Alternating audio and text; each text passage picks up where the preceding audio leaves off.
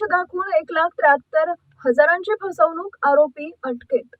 वाशिम इथं सरकारी नोकरी लावून देण्याचं आमिष दाखवत एका नागरिकाची 1,73,000 रुपयांची फसवणूक करणाऱ्या आरोपीला स्थानिक गुन्हे शाखेनं अटक केली आहे. या प्रकरणी रमेश रामकृष्ण नवघरे, वय वर्ष 47, राहणार पारडी असरा, तालुका जिल्हा वाशिम याच्या विरोधात वाशिम शहर पोलीस ठाण्यात गुन्हा दाखल करण्यात आलाय. फिर्यादी भगवान चांगदेव वानखडे यांच्या तक्रारीनुसार आरोपीनं त्यांच्या मुलाला पंचायत समिती वाशिम इथं पीटीओ पदावर नोकरी लावून देण्याचं आमिष दाखवले. त्यासाठी वेळोवेळी 1,73,000 रुपये घेत कारंजा पंचायत समितीचे बनावट नियुक्तीपत्र देऊन फसवणूक केली. गुन्हा दाखल झाल्यानंतर पोलीस निरीक्षक प्रदीप परदेशी यांच्या मार्गदर्शनाखाली पथकानं आरोपीचा शोध घेत पवन हॉटेल परिसरातून त्याला अटक केली. पुढील तपास पोलीस उपनिरीक्षक निलेश जाधव करत आहेत.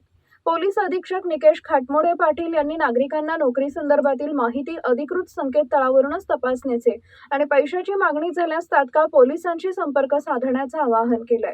टाइम्स ऑफ महाराष्ट्रसाठी वाशिम जिल्हा प्रतिनिधी सारनाथ अवचार यांचा रिपोर्ट.